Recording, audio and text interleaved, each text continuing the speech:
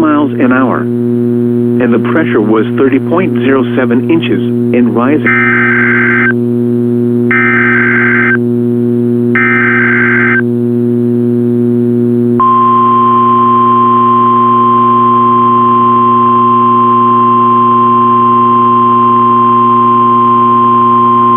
This is a test of the National Weather Service NOAA Weather Radio Warning Alarm System. This test is conducted every Wednesday between 11 a.m. and noon local time, unless there is severe weather in the area, in which case the test is postponed until Thursday. Again, this is only a test.